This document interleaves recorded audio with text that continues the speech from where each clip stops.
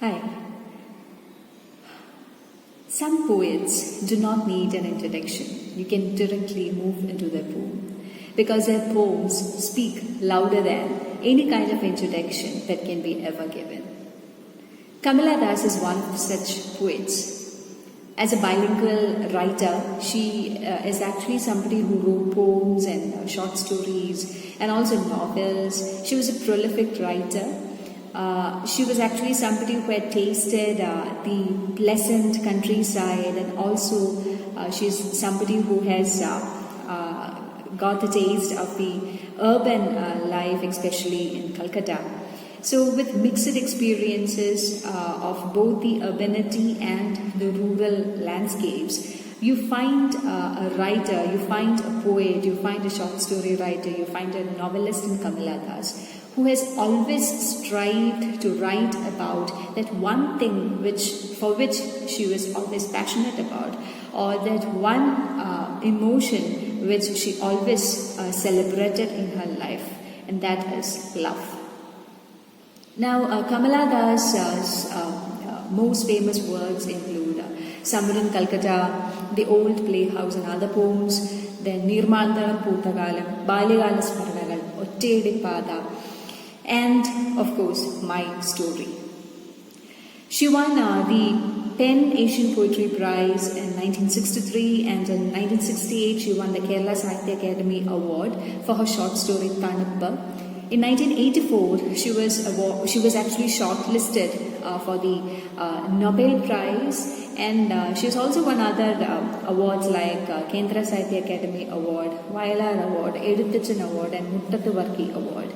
So being such a prolific writer and a talented person, and also a very gentle and humble soul, as people who are very close to Madhavikutty or Kamala Das or Kamala Suraya have said, she is actually somebody who still lives in the hearts of Malayalis, and she's actually somebody who will never be forgotten as long as you love and appreciate literature, as long as you love and appreciate the very emotion or the very feeling or the very passion of her life, which is love. An introduction by Kamala Das is taken from a collection titled Summer in Calcutta, which came in 1965. Now, this particular poem is highly confessional in nature, wherein the poet is actually trying to introduce herself. And also it is a poem which is written in a conversational mode, which makes the reader feel so much connected with the identity or the multiple identities which the poet is trying to present as the persona of the poem. And this is how she starts the poem. I don't know politics, but I know the names of those in power and can repeat them like days of week or names of months beginning with Nehru. So she is bringing in a political figure there, but the word politics definitely requires closer attention, because the entire poem is not about the political hangamanga which is happening all around, but it is actually much more about the politics which is happening inside her. And politics as a structure, as a power structure, or as a relations, as something which denotes power relations, is exactly what she's talking about in the poem and introduction. And also people who have read Kamala Das's Ottedi Pada cannot escape, thinking about how Kamala Das herself had taken part in the political affairs by contesting in an election, and then she lost it. And then she talks about how indifferent the supporters turned out to be after the results came out and was declared that she had lost the election. So she is actually very right when she says that she doesn't know politics. And that is an ironical statement, because later in the poem we come to understand that she is actually somebody who really knows the politics of life. And then she speaks about her identity, She says, I speak 3 languages, I write in 2, and I dream in 1. And she celebrates the very essence of her identity, that she is Indian, and then she is very brown, and then she is born in Malabar. Now, the question of color, the question of place, all that can be easily answered. And then there is a question of language, and this is the question which Kamala Das tries to explain by saying that she speaks 3 different languages, and then she can write in 2, but she can dream only in 1, and that language can definitely be her mother tongue, in which all her dreams come in, and that particular language which of course, being daughter of Balamani Amma, and again the mother tongue has got greater significance when it comes to Kamala Das, being the daughter of Balamani Amma, and being the daughter of the editor of Madhrubhumi, she would definitely, and of course, being the granddaughter of a person who had translated Victor Hugo into Malayalam, then definitely she can dream only in 1 tongue. But then she says there is a problem with people. People ask her not to write in English, because for them English is an alien tongue, it is a colonial tongue. And then she asked back, why not let me speak in any language I like? The language I speak becomes mine. Its distortions, its queerness, it's all mine alone. See how a poet talks quite theoretically about language. In 1960s, she talks about how language, when once you speak it out, it is actually something which becomes your own idiolect. It is actually something which becomes your own. So there are multiple languages, there are multiple Englishes. It is not simply a global language anymore, but rather it is a language which has been distorted for the sake of becoming popular, and also it is a language which is spoken differently by different people all across the world, and it is a language which as a Malayali or which as an Indian I myself experiment with. So how she looks at language is actually something which is beautifully portrayed in that line. The language I speak, it becomes mine, its distortions, its queerness, all mine. And then she underlines that my, she says it is my language. It is half English, half Indian, funny perhaps, but it is honest.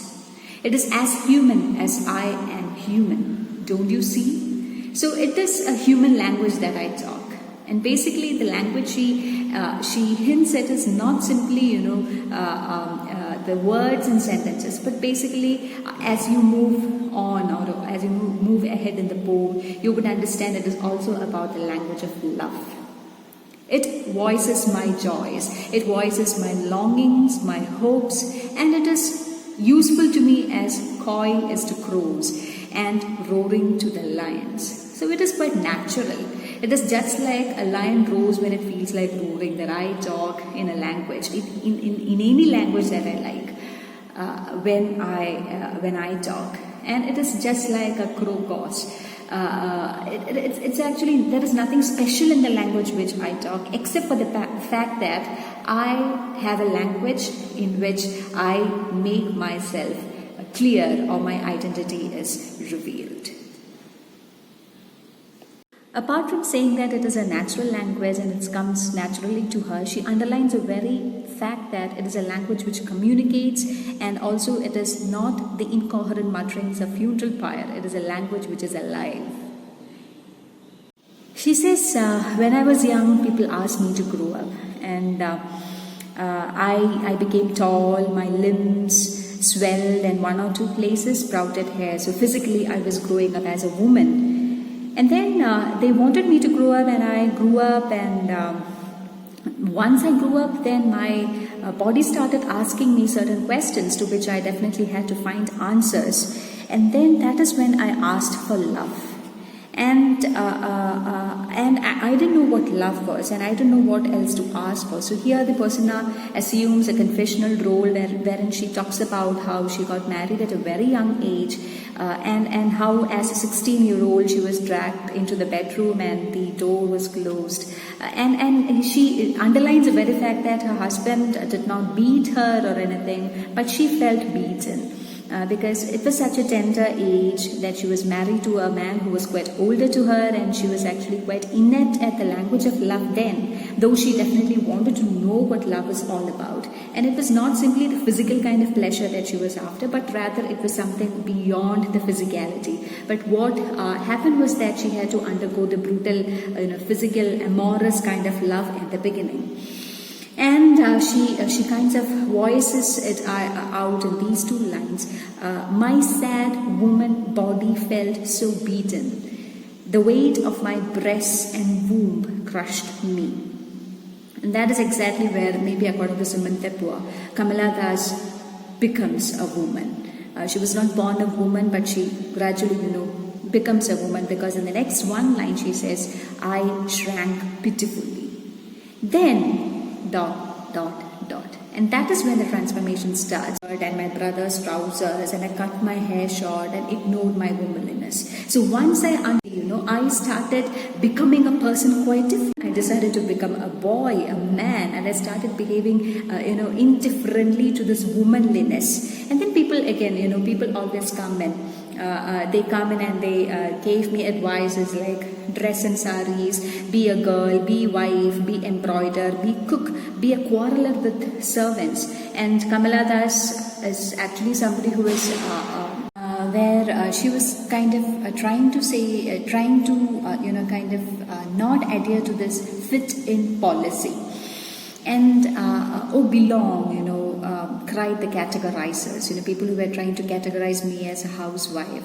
And having been grown up in a Taravada, in a great ancestral house, she could easily associate with these categorizations and labels, And then she is asked to, choose a name for herself. You be Ami, or you be Kamala, or better still, you be Madhavi Kuti. It is time to choose a name, and it is high time that you choose a role, because you're already married and you're supposed to play the role, Don't play pretending games.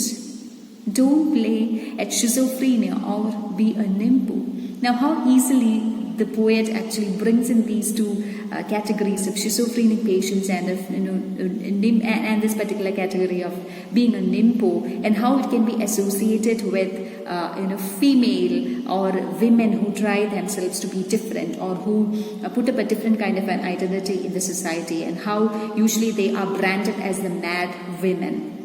And the mad women in society, the mad women who should be chained in the attics. So don't cry embarrassingly aloud when you're jilted in love. It's all natural, You should naturally select the categories into which you should belong to. You should naturally select the societal categories, the artificially created societal categories. That is how you're supposed to exhibit your womanliness. And then she says, I met a man, loved him. Call him not by any name, he is every man who wants a woman, just like I am every woman who seeks love. In him the hungry haste of rivers, in me the ocean's tireless waiting. So she is beautifully bringing in the binary, just like she kind of flows from becoming a woman to experimenting with a different style, which is quite different from the womanly style, and then she carefully kind of glides into that binary opposition between man and woman when it comes to the very element of love, to the very feeling of love. He is actually any man, and any man who searches for a woman just to satisfy his physical desires. But she as a woman is actually not satisfied simply physically, but she is also emotionally, spiritually attuned to that person. And she is a patient who's tirelessly waiting, in spite of knowing that this person had been using her for physical desires or for satiation of physical desires. She tirelessly waits for the river to flow in, with all kind of suddenness. And each time she is in love, she asks the man, who are you? And the answer is the same. This is the answer. It is I. And this I is given an even more definition. It is I who is I, the very he, who is tightly packed like the sword in its sheath. What a wonderful simile, like the sword in the sheath, which exhibits the masculinity, the power of masculinity, the protection that every man, kind of packs himself in when in love. And then it is I who drink lonely drinks at 12, midnight in hotels of strange towns. So the freedom that a man has to walk into a bar at 12 a.m. It is I who love, it is I who make love and then feel shame. And then suddenly she says, every man calls himself I, but at the same time I call myself I. That is a last line of the poem. I too call myself I, but this I is different. I die with a rattle in my throat. I feel the shame. I am a sinner and I am a saint. I am the beloved and the betrayed. I am the unprotected lover of every man I meet. And I have no joys which are not yours. And I have no aches which are not yours. I kind of identify myself with you quite easily. And I am your sinner, I am your saint, and I too call myself I. But this I is a little bit different from your I, because in this I find myself dying, I find myself crying, I find myself a blend of the sinner and the saint. I find myself as the beloved and the betrayed. In this I, all the binaries are broken. In this I, called she or I or the person of the poem, you find all the binaries broken. You find a complete fluidity of all kinds of emotions. Thank you.